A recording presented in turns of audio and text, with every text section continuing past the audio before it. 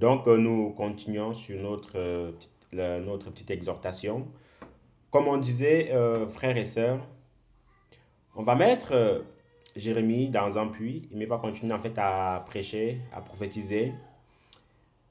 Les Babyloniens vont prendre tout ce qui appartient aux Hébreux.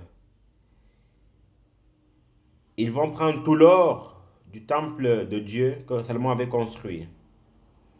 Ils vont prendre des hommes de vigueur qui avaient encore beaucoup de force en eux. Ils vont les amener à Babylone, dans un pays impie, dans un pays païen. Et après cela, Jérusalem en fait était en ruine. Il n'y avait plus rien, rien du tout, rien, quasiment aucune maison n'existait plus, rien du tout, rien, rien, rien, rien du tout. Raison pour laquelle le Seigneur avait suscité d'autres personnes appelées Néhémie, appelées Zacharie, appelées Zorobabel, appelées Esdras, pour reconstruire les murs de Jérusalem qui étaient en ruine.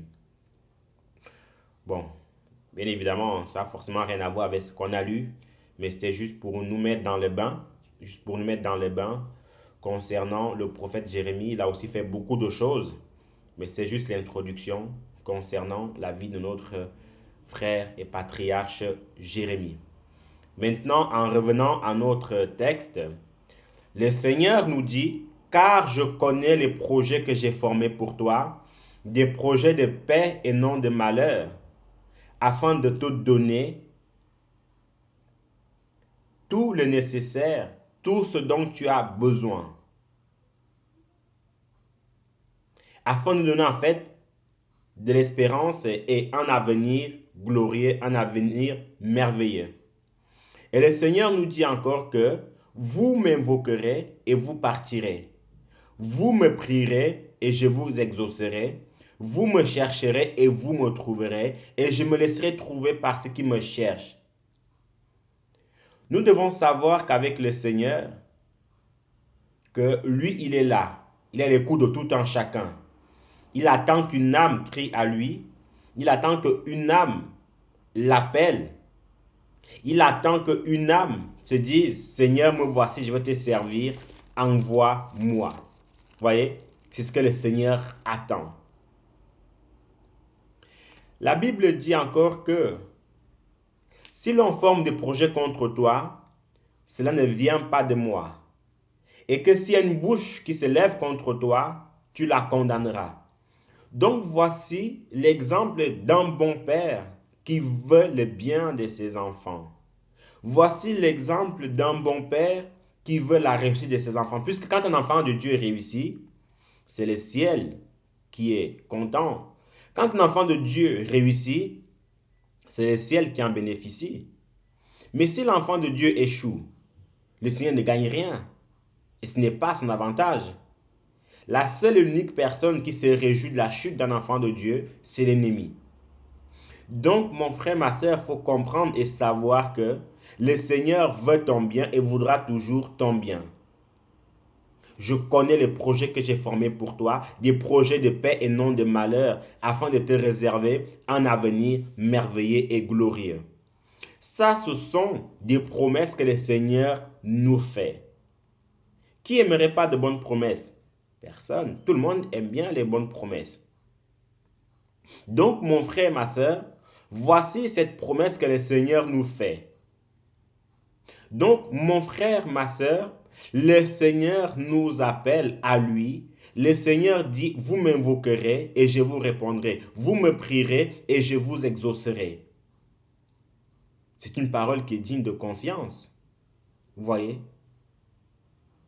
Donc, la Bible dit que recommande ton sort à l'Éternel et tes projets réussiront. Donc, tout ce que nous faisons, tout ce que nous ferons, confions-le à notre Dieu.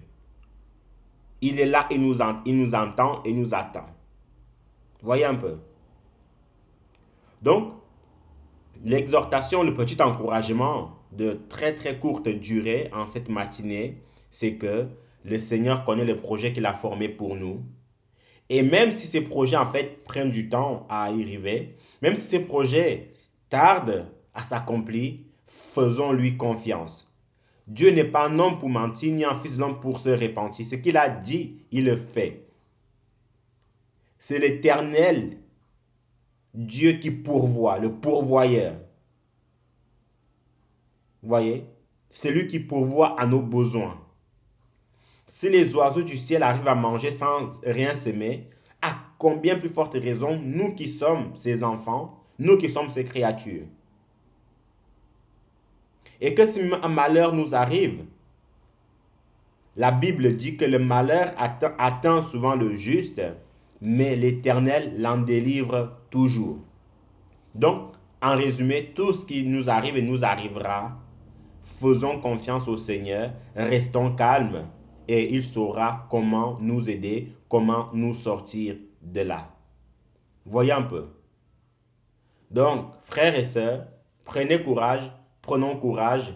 Le Seigneur a tout planifié pour nous. Il a déjà tracé notre route, notre feuille de route. Il faut juste qu'on se remet à lui et lui saura comment nous conduire. Soyez abondamment bénis. Que le Seigneur vous bénisse. Que le Seigneur fasse lui sa grâce sur vous et que la paix du Seigneur soit votre partage. On se dit à une prochaine fois si Dieu le veut. Au revoir.